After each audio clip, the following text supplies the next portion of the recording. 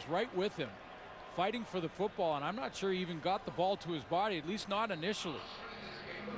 Just fought off the coverage. Good strong hands. Clutch catch as the Bombers need to extend drives and not to convert on second down, and well, it's going to be a chain link or two short, but certainly an easy decision for Paul LaPolice. Watch the strong hands here of Clarence Denmark. 724 yards coming in as a rookie. Will be the nominee, I'm sure, for the Bombers in that category.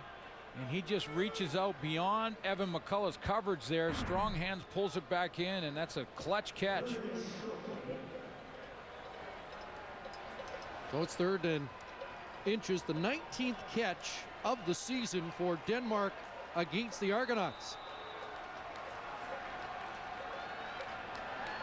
Short yardage, and that plunge behind the center is definitely enough for a first down, and Alex Brink has the offense moving. We're under 5 minutes left here in the 3rd quarter.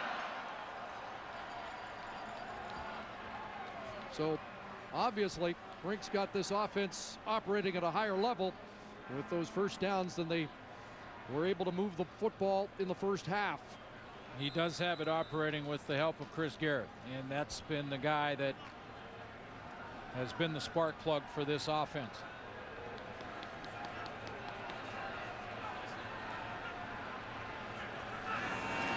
First down from the 45. Here comes pressure. Brink unloading. Downfield. Great fire. Touchdown.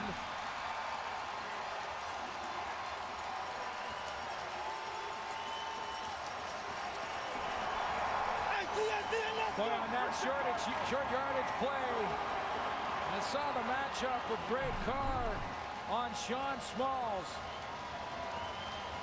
Smalls at 6'1", and Carr at 6'6", and Greg Carr goes up and wins the battle at the top of the route. Well, they talk about the natural mismatch he creates every time he's in a one-on-one. And he burns Sean Smalls, and the Bombers are right back in at a 45-yard touchdown strike from Brink to Carr. And now it's an 8-point lead. Stand up. Hey, all day long. You look like how you on your man. Shop gets the assist. The O-line's going to block down, so Garrett, the running back for the Winnipeg Blue Bombers, has to step out on defensive end, Alex Busby. He does that and will run Busby by Alex Brink, giving him a chance to get rid of the football. When Brink steps up, he's got the one-on-one. He throws the ball up high and just allows Greg Carr to use his height and win the jump ball. 4th touchdown of the year for Greg Carr. It's the 27th pass play of 30 yards or more for the Winnipeg Blue Bombers, and that's tops in the league. Here's Andre Dury on the return without Chad Owens, and it's a good return for Dury up to the 45. Argo football when we come back. Hey, everybody back. Vanessa Zombie, Sexy Witches, and Tracy Morgan. Watch the premiere of Scare Tactics, the show that pulls spine-chilling pranks on unsuspecting victims. Part of Halloween week on Much. Monday at 9 Eastern, 6 Pacific. Well, it was scary here after the first half. But Bomber fans believe now. The deficit is 8. Stephen Giles back to work for Toronto. And he hooks up with Maurice Mann. Dropped at the 50-yard line. And that's close to 5 for Mann. This defense playing inspired ball. Tim Burke's got him fired up for this second half. And remember last week when they came from behind against the Montreal Alouettes, his defense allowed just 2 first downs in the second half against Anthony Calvillo, who threw 3 interceptions for the first time in the last 60 games. So Tim Burke's defense plays good ball in the second half. They did last week. No first downs for the Argos in this second half yet. 2nd and 5. Giles unloads, hit as he delivers, and there's the pass. Interception. Alex Suber.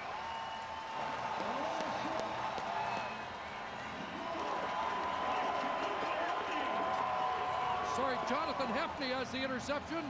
And just like that, the Bombers get the turnover they desperately need. Stephen Giles wanted to go to the short side of the field. Look at him looking in this direction the entire time, but then he has to flip his head around and go wide side, and by that time the route had extended way too far. Jonathan Hefney now gets the interception, and it's Brian Turner that's providing the pressure in that inside tackle position. He gets the hit on Giles, who couldn't come back to the field in time. Chris Garrett on the first down carry. Good production straight ahead. That's the 6th interception of the year for Hefney. Between Hefney and Javon Johnson on that side, they now have 5 against 6 against the Argos. Jonathan Hefney playing in that inside position. Jam on the line of scrimmage, comes off of it, and then underneath on that underthrow. Love you. All CFL defensive halfback 2 years ago. Quarterback draw, flag down, wide open up the middle was Brink, but looks like this is coming up back as one of the receivers, I believe for Winnipeg, was ahead of the snap count. It would be a 14-yard gain. Let's see if it's coming back. Offside. Winnipeg number 81. 5-yard penalty. Repeat second down. Tough mistake for Corey Watson, the youngster. Saw Alex Brink there just point to himself and basically saying he got up a little upset that he thought there might have been a penalty flag when he hook slided feet first and got hit on the play by Willie Pyle, but he was kind of late on that slide, so he pointed at himself and was definitely not trying to get on his teammate in Corey Watson, who made the offside error.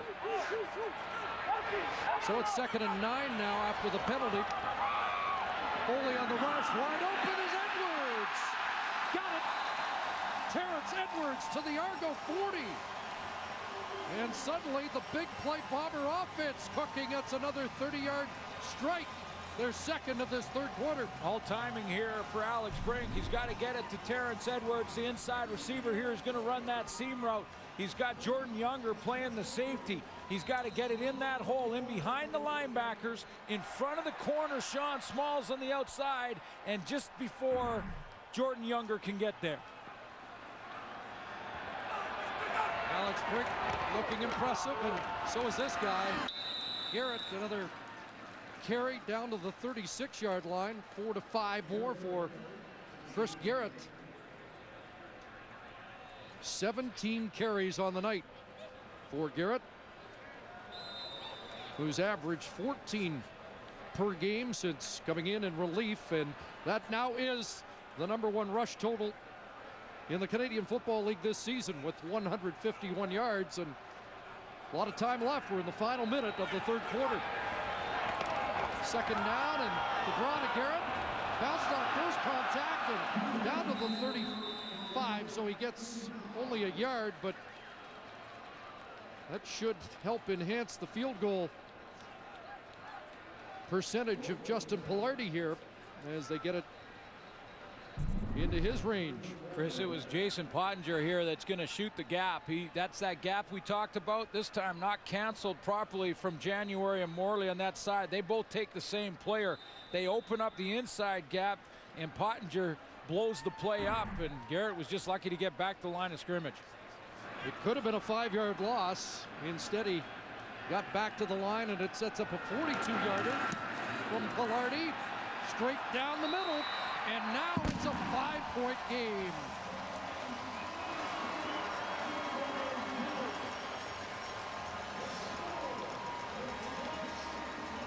Now it's time for This Is Our League, brought to you by Nissan.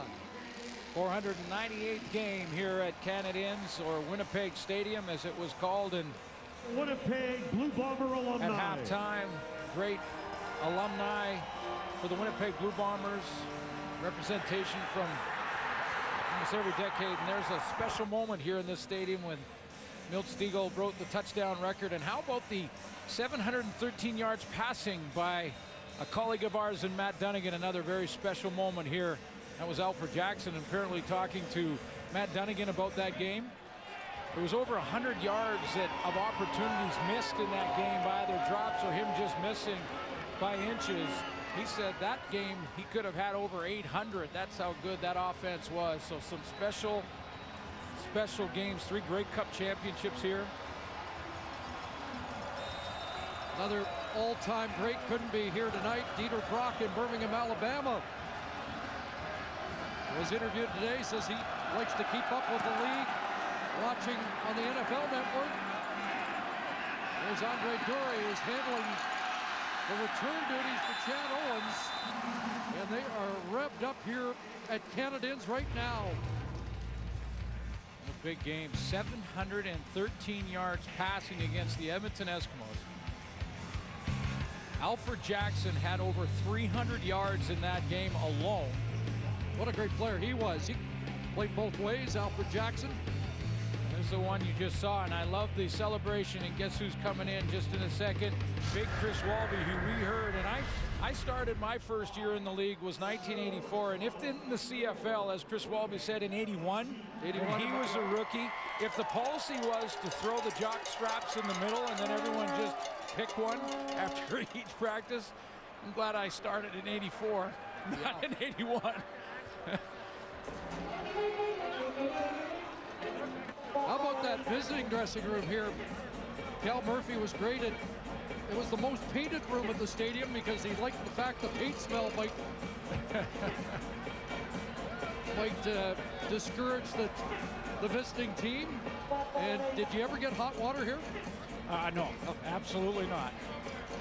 Cold water, especially after that Labor Day rematch, after taking a tough loss and then going in a cold shower in a tiny little locker room. And they'll move into the state-of-the-art facility next year. And last game for one of the all-time Bomber greats.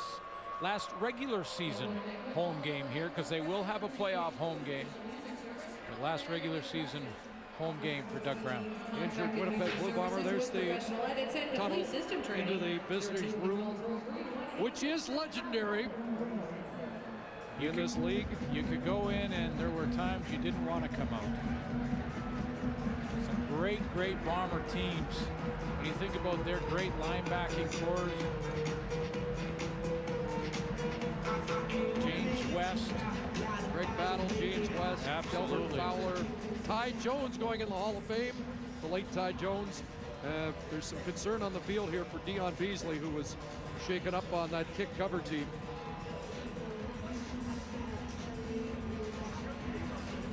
And they continue to work on Beasley.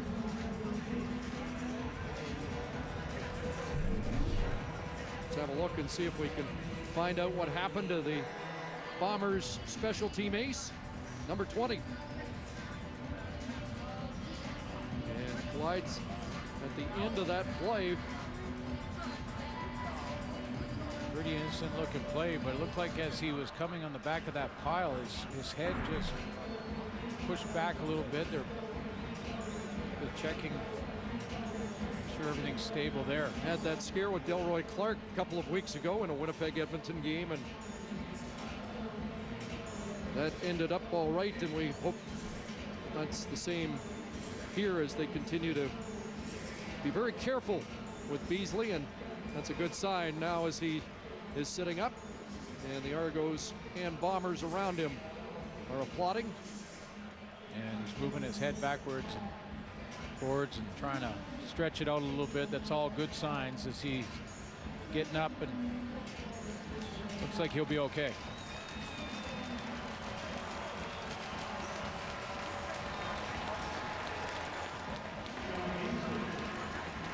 Beasley to the sideline, 7 seconds left in this third quarter.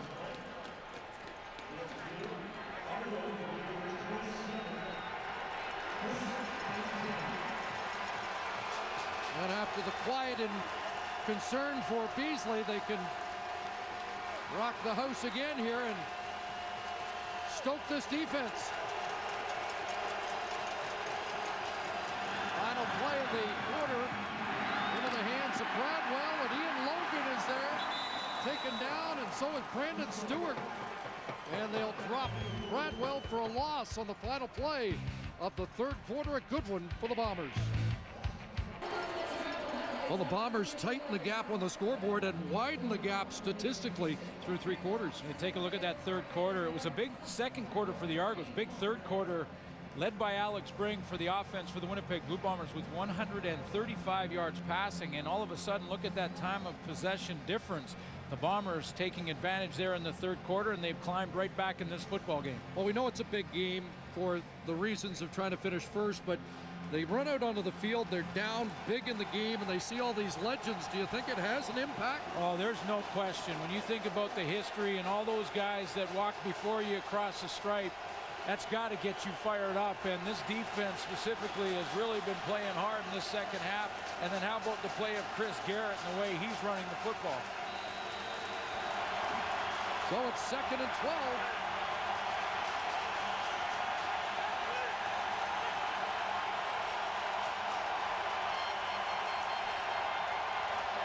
Pressure from Giles. He dumps it off underneath. There's Jeff Johnson. Upended. Good tackle by Clint Kent. And it's a 2-and-out. And Chris, specifically in that time of possession in the third quarter, the Winnipeg Blue Bombers had the ball for over 12 minutes. Toronto just under 3. Good ground game established by Garrett, and Alex Brink looking very comfortable in a relief role. And now Winnipeg should get the ball in pretty good field position as Javon Johnson awaits at his own 36. High kick, and it settles right about there. And Johnson could return up across the 50. Flag down. And Javon Johnson still going. Brought down inside the 25. But Enoch Mwamba, the #1 pick in the draft, is going to get flagged. Paul LaPolice out to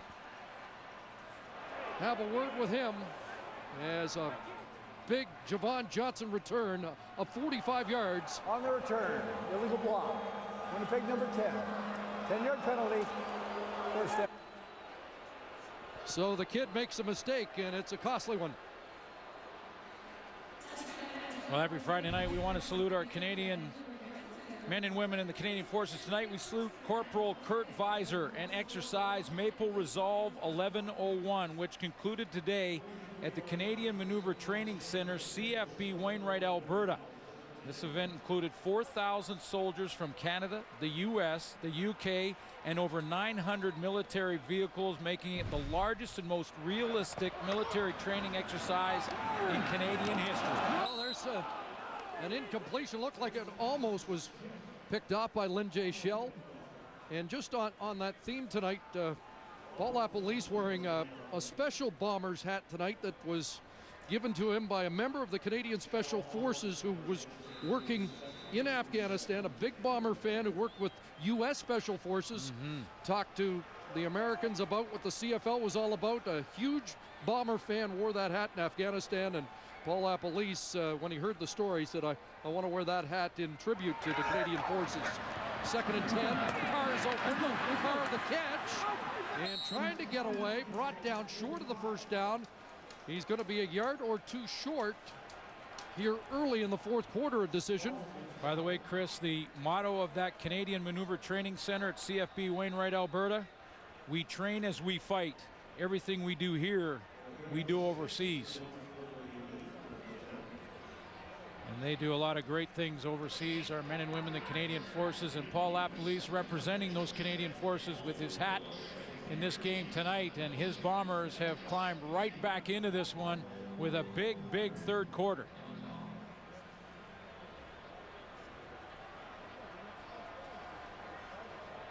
So it's going to be that close on third down.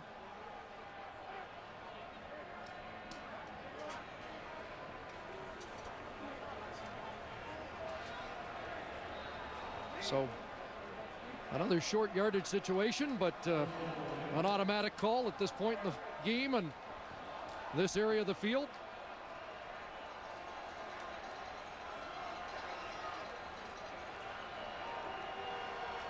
I guess the call's automatic. The fact they're going to get it isn't automatic. No, is it? and inside a yard it's automatic, but yeah, it's still Well, like Elisa said, he's got plenty of confidence anytime it's under a yard, and Brink with that extra effort falls across the 45 and does have it, but the initial surge wasn't terrific. Well, it stood him up. I mean, that defensive line for the Argos got a nice push, and it stood him up, but he's tall, measuring in at 6'3", 216 pounds, and he used every inch of that height. Watch how he gets stood up right at the line of scrimmage here, and then keeps driving, falls forward, and gets it by about the length of the football. Well, look at the domination in the second half. Chris Garrett, a big part of it. Stuck there, maybe a yard or two, as Lynn J. Shell with the stop. Lindsay Shell comes down inside because his receiver did, and when his receiver came in to block in the running game, then Shell just came on a blitz, basically coming from the left of your screen here, and watch as he comes in, he sees his blocker or his receiver come in, so he says, forget it, I'm going to go play the run. Now, if the Winnipeg Blue Bombers notice that, they can go to play action and maybe try and catch him doing that. 2nd and 8. 4-man rush. And now Brink in trouble, and he just throws it away. And a good decision. You know, that's lots of time to play here, and you don't want to take a big loss if you're the Bombers in that situation. Good decision by Alex Brink. Throw it away, get the punt team on, and the Bombers, depending on the return here from the Argos, should get to maintain that field position advantage. Washington State product has shown us a lot here in relief tonight. Now Jamie Borum. Chad Owens back in the game. From inside his 20 across the 30. And then fumbles, and Winnipeg's on it. Chad Owens with a good return, but he drops the ball, and the Bombers have it.